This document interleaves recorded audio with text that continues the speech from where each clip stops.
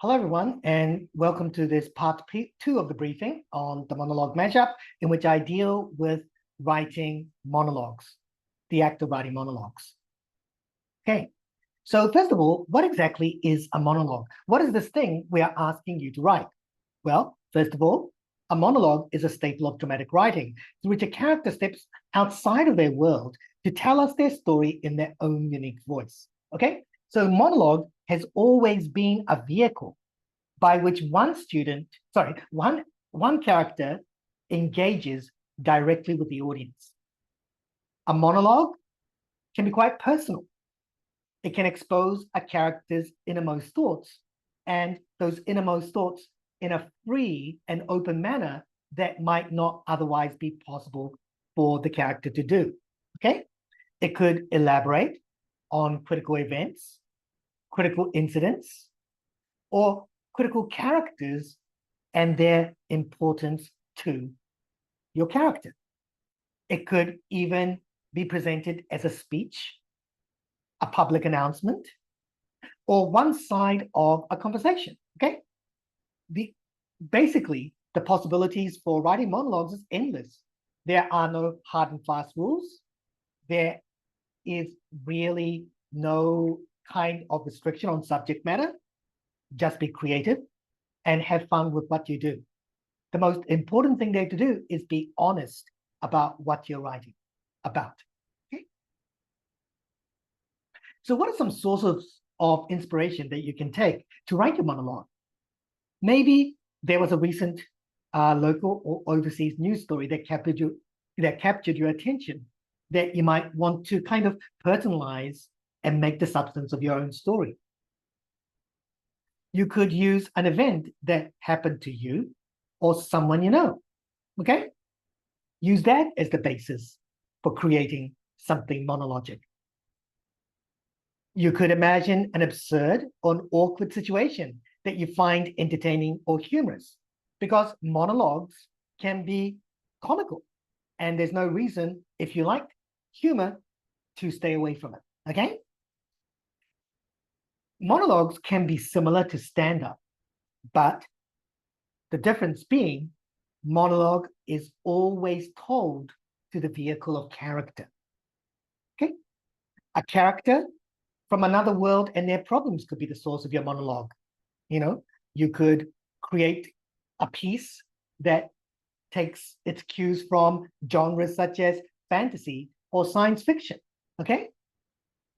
You could also write about a character who finds themselves in a completely unfamiliar world and struggles to deal with that unfamiliar world.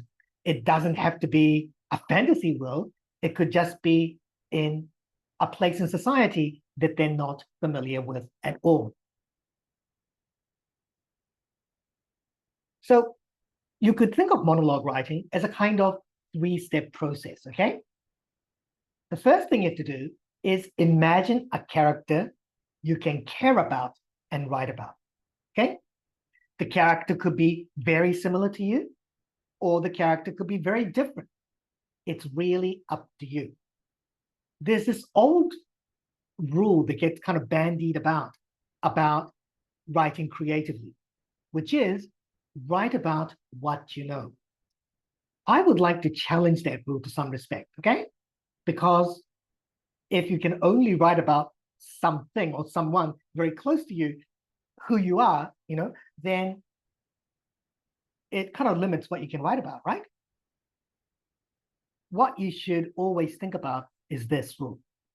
Write about something or someone that you can show full and complete emotional commitment to.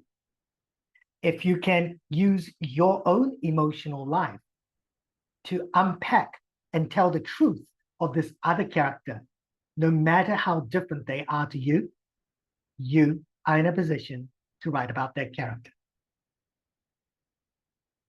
Step 2, identify something powerful to write about. Okay? Think about an event, an incident, right? A character's relationship to another character.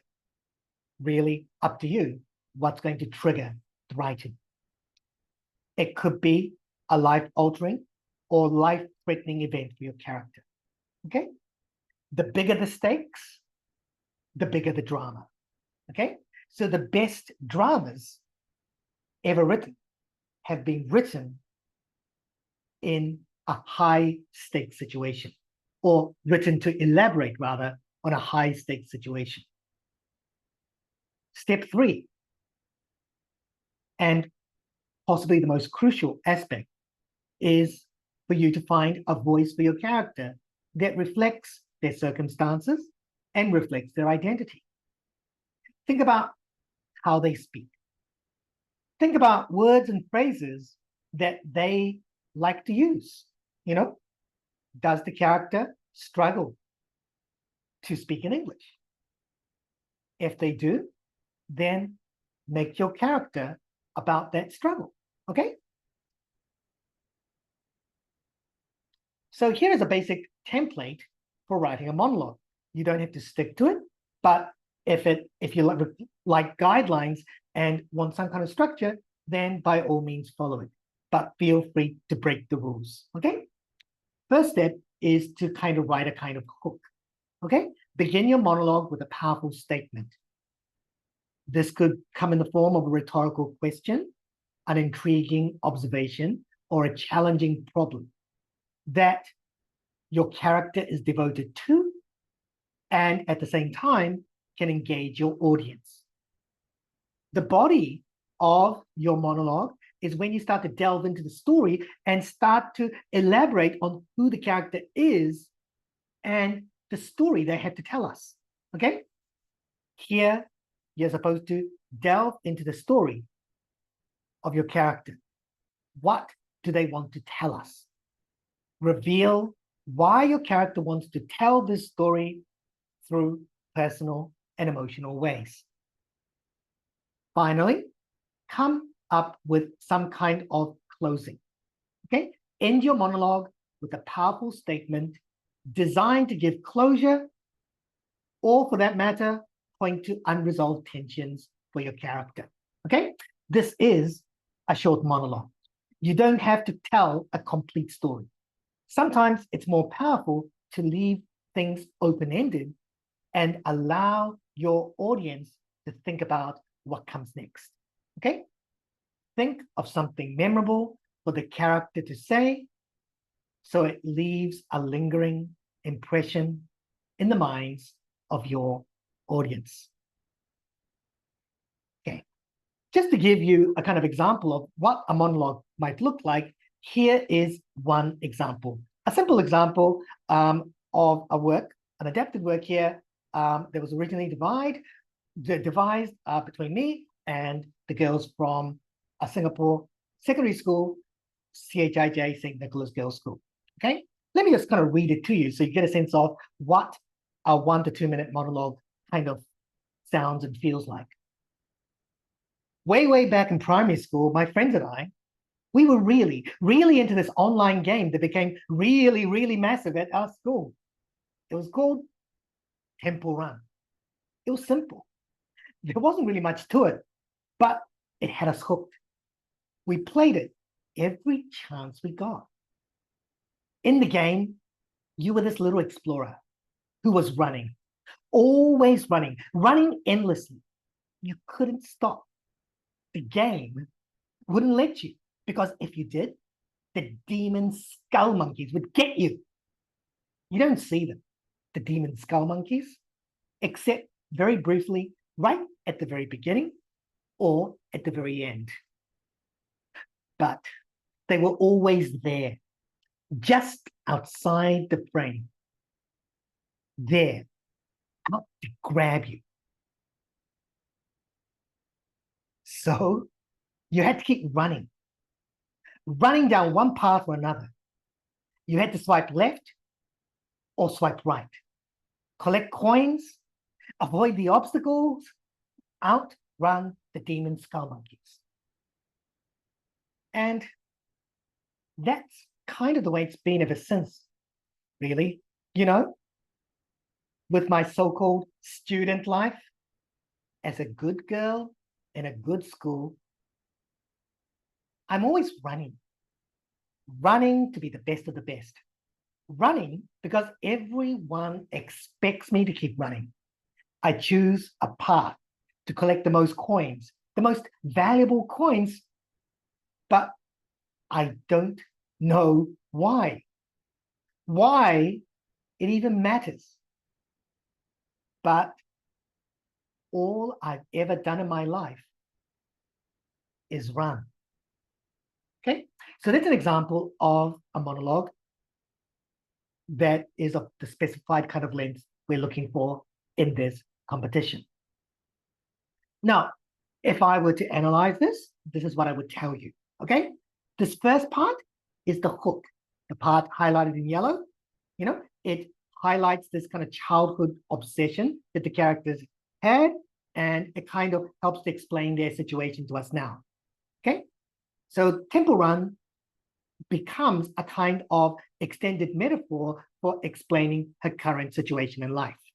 Okay, the character then, in the middle of this monologue, elaborates on the game to make us understand what the game is like, and also to highlight the key aspects of the game she can relate back to her life. Okay, and it's about processing her understanding of life and the game, and how the two things relate to each other, how exploring her life through this game actually helps clarify what's going on. It doesn't necessarily solve her problems, and it shouldn't, because we're not looking for easy answers here, but it does help her understand better, right, the predicament she is in, the problem she is faced with. Okay, so the last part here is kind of like the conclusion. And the conclusion basically is that my game and my life are exactly the same, because in the game I'm running constantly, running without knowing why. And that's the situation I'm facing now in my student life. Okay, that's what the character tells us. So this is the conclusion. Her life is like the game, and she expected to keep running and running without end. It makes us ponder as audience what meaning her life can have if it's just about running and nothing else. If there's no longer any real point of origin, if there's no real point of destination, what exactly are we doing, or is this character doing? Okay, so hopefully this kind of run through of an example and through the steps you can take to write your own monologues gives you a kind of starting point for thinking about your own monologue. If you have any further questions about writing monologues or about the event itself, please consult our website, but also feel free to reach out to either of us who are in charge of this competition here at NIE. But thank you very much for your kind attention, and good luck writing your own monologues. We all hope that you will be a participant, and we look forward to hearing your performances, experiencing your performances. Thank you very much.